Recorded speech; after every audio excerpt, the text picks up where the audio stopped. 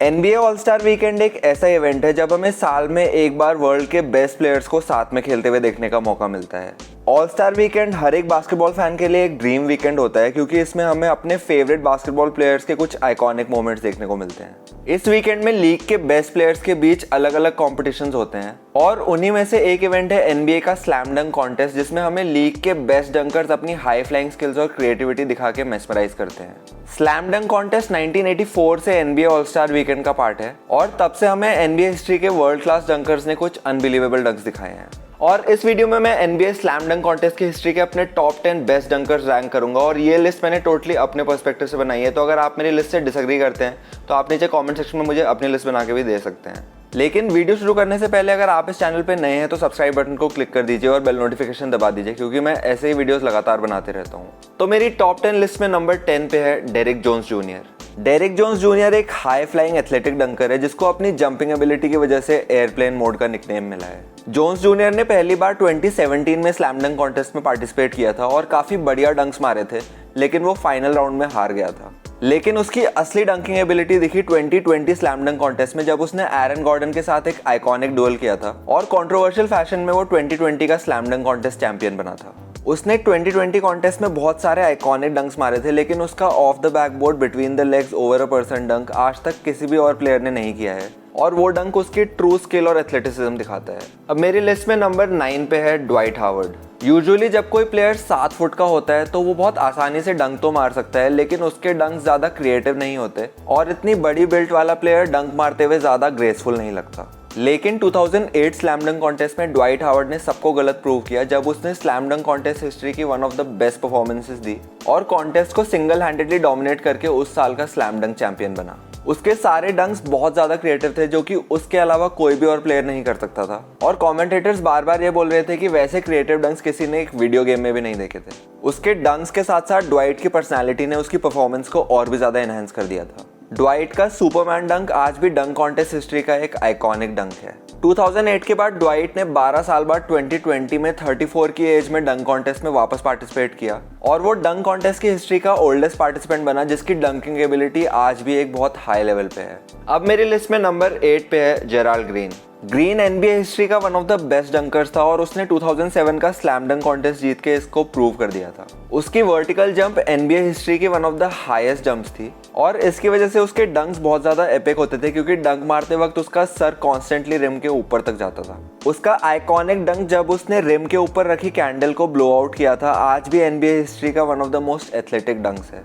उसके अलावा भी ग्रीन ने कॉन्टेस्ट में बहुत सारे अच्छे और क्रिएटिव डंक्स किए थे जो कि उसको NBA डंक कॉन्टेस्ट हिस्ट्री का वन ऑफ द बेस्ट डंकर्स बनाते हैं। अब मेरी लिस्ट में नंबर 7 पे है Jason Richardson. Not many people talk about him anymore, लेकिन जेसन रिचर्डसन अर्ली 2000s का one of the most athletic और क्रिएटिव डंकर था और उसने अपनी असली डोमिनेंस 2002 और 2003 में back to back slam dunk contest जीत के प्रूव करी थी। बैक टू बैक डंक कॉन्टेस्ट जीतने वाला वो one of the very few players है जो कि उसको one of the greatest slam dunk contest डंकर्स बनाता है। उसने कॉन्टेस्ट में अपने एरा और टाइम के हिसाब से बहुत क्रिएटिव और नेवर सीन बिफोर डंक्स किए थे, जिसमें से उसका of the bounce reverse through the legs डंक सबसे आइकॉनिक और मेमोरेबल डंक है। मेरी लिस्ट में नंबर 6 पे है डोमिनिक विल्किंस।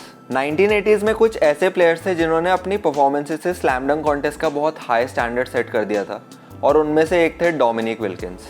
डोमिनिक एक बहुत ही पावरफुल इन गेम डंकर थे और उन्होंने अपनी डंकिंग स्किल्स को यूज करके 2 बार 1985 और 1990 में स्लैम डंक कॉन्टेस्ट जीता था। लेकिन उनकी सबसे आइकॉनिक और memorable slam dunk contest performance थी 1988 में जब उन्होंने जॉर्डन के साथ डुएल किया था और 147-145 के टोटल स्कोर के साथ वो जॉर्डन से हार गए थे। 1988 के उस स्लैम डंक कॉन्टेस्ट को आज भी बहुत सारे लोग ग्रेटेस्ट डंक कॉन्टेस्ट इन हिस्ट्री मानते हैं क्योंकि उसमें जॉर्डन और डोमिनिक दोनों back to back iconic dunks मार रहे थे। मेरी लिस्ट में नंबर 5 पे है नेट रॉबिन्सन। अगर आपको कोई बोलेगा कि स्लैम डंक कॉन्टेस्ट की हिस्ट्री में एक ही प्लेयर है जो कॉन्टेस्ट 3 बार जीता है और उसकी हाइट बस 5 फुट 9 इंचेस है तो आई एम श्योर आप यकीन नहीं करोगे, लेकिन ये एक फैक्ट है। नेट रॉबिन्सन एक फ्रीक ऑफ नेचर था जिसकी लिस्टेड हाइट बस 5 फीट 9 इंचेस थी, लेकिन वो अपनी हाई फ्लाइंग डंकिंग एबिलिटी और क्रिएटिविटी की वजह से 2006, 2009 और 2010 में 3 बार डंक कॉन्टेस्ट जीतने वाला पहला प्लेयर बना। बहुत लोग ये भी बोलते हैं कि वो अपनी हाइट की वजह से 2 बार सिंपैथी वोट से जीता था, लेकिन फैक्ट ये है कि उसने हर बार बहुत ही बढ़िया परफॉर्मेंसेस दी थी और जब भी विनर्स की लिस्ट दिखाई जाएगी तो उसका नाम वहाँ पे होगा। नेट रॉबिन्सन का तीनों कॉन्टेस्ट में से बेस्ट डंक था जब उसने लेजेंड स्पड वेब के ऊपर से बाउंस पास में डंक मारा था। नेट NBA हिस्ट्री का one of the most athletic players था जिसने अपनी हाइट को अपनी वीकनेस के बजाय अपनी स्ट्रेंथ बनाया और वो NBA slam dunk contest history का वन ऑफ द बेस्ट डंकर्स बन गया। अब मेरी लिस्ट में नंबर 4 पे है the great Michael Jordan. Basketball में ऐसी कोई भी स्किल नहीं है जहाँ पे जॉर्डन ने अपनी डोमिनेंस ना दिखाई हो। 6 टाइम NBA चैंपियन होने के साथ साथ जॉर्डन 1987 और 1988 में back to back slam dunk contest भी जीत चुका है और वो अपने एरा का आर्ग्यूएबली ग्रेटेस्ट डंकर था। उसकी flying ability out of this world थी और उसने डंक कॉन्टेस्ट में कुछ इंसेन और बहुत आइकॉनिक डंक्स किए थे। उसका फ्री थ्रो लाइन डंक आज भी NBA हिस्ट्री का one of the most iconic डंक है।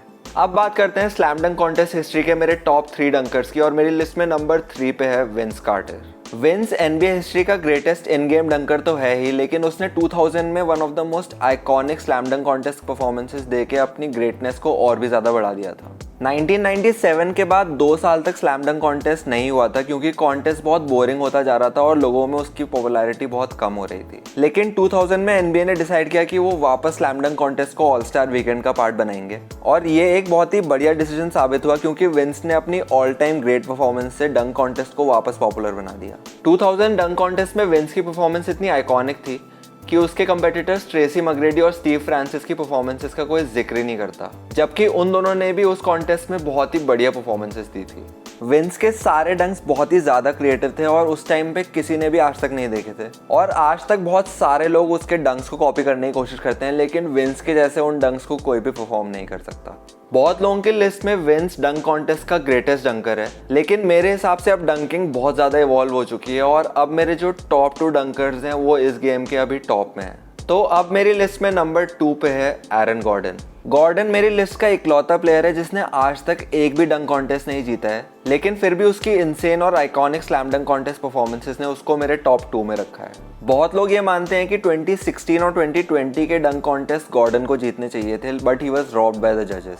और इस टॉपिक पे मेरा भी ओपिनियन सेम है कि उसको 2 time slam dunk contest champion होना चाहिए क्योंकि उसने दोनों ही कॉन्टेस्ट में NBA हिस्ट्री के ग्रेटेस्ट डंक्स मारे थे। मेरे हिसाब से 2016 का slam dunk contest NBA history का ग्रेटेस्ट डंक कॉन्टेस्ट है जिसमें गॉर्डन और लवीन का आइकॉनिक डुएल हुआ था और दोनों ने ही अपने डंक से जजेस और ऑडियंस को कंफ्यूज कर दिया था कि किसको विनर होना चाहिए।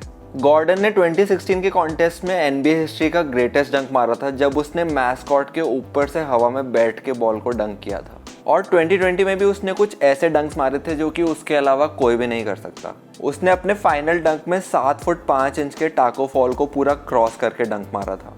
मेरे हिसाब से गॉर्डन अगर 2016 और 2020 में स्लैम डंक कॉन्टेस्ट जीत गया होता और 2 टाइम चैंपियन होता तो वह NBA डंक कॉन्टेस्ट हिस्ट्री का ग्रेटेस्ट डंकर होता।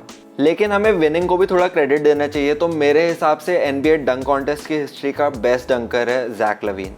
लवीन 2015 और 2016 में back to back slam dunk contest जीता था और उसने दोनों ही कॉन्टेस्ट में कुछ आइकॉनिक परफॉर्मेंसेस दी थी। 2015 में तो उसकी परफॉर्मेंस इतनी डोमिनेंट थी कि उसने अपने कंपेटिटर्स को जीतने का मौका ही नहीं दिया और एक बड़े मार्जिन से वो 2015 का स्लैम डंक कॉन्टेस्ट चैंपियन बना। 2015 कॉन्टेस्ट में उसका माइकल जॉर्डन स्पेस जैम डंक उसका सबसे मेमोरेबल डंक है, लेकिन 2016 में हमें उसकी बेस्ट परफॉर्मेंस देखने को मिली जब उसे अपने लेवल का एक डंकर अपने कंपटीशन में मिला जो था एरन गॉर्डन और उस कॉन्टेस्ट में उन दोनों ने एक आइकॉनिक डुएल किया जिसकी वजह से 2016 कॉन्टेस्ट NBA हिस्ट्री का ग्रेटेस्ट डंक कॉन्टेस्ट बन गया। 2016 डंक कॉन्टेस्ट में भी लवीन ने बहुत सारे आइकॉनिक डंक्स मारे थे जिसमें से उसके free throw line windmill dunk और free throw line through the legs dunk मेरे सबसे फेवरेट डंक्स हैं। मेरे हिसाब से 2016 स्लैम डंक कॉन्टेस्ट ने डंक कॉन्टेस्ट को एक अलग ही लेवल पे पहुंचा दिया था जिसमें हमें बहुत सारे नए और आइकॉनिक डंक्स देखने को मिले थे जो कि डंकिंग का ट्रू एवोल्यूशन दिखाते हैं और इसी वजह से जैक लवीन मेरी लिस्ट में नंबर 1 पे है। तो ये थे मेरे NBA slam dunk contest history के टॉप 10 डंकर्स और अगर आप मेरी लिस्ट से डिसएग्री करते हो तो आप नीचे कमेंट सेक्शन में मुझे अपनी टॉप 10 लिस्ट बना के ज़रूर बताइएगा।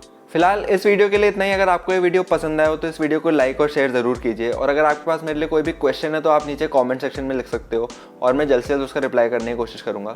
इस चैनल को सब्सक्राइब कीजिए क्योंकि मैं ऐसे ही वीडियोस लगातार बनाते रहता हूँ और पोस्ट करते रहता हूँ और आपसे मुलाकात होगी अगली वीडियो में। तब तक के लिए keep having fun, peace out.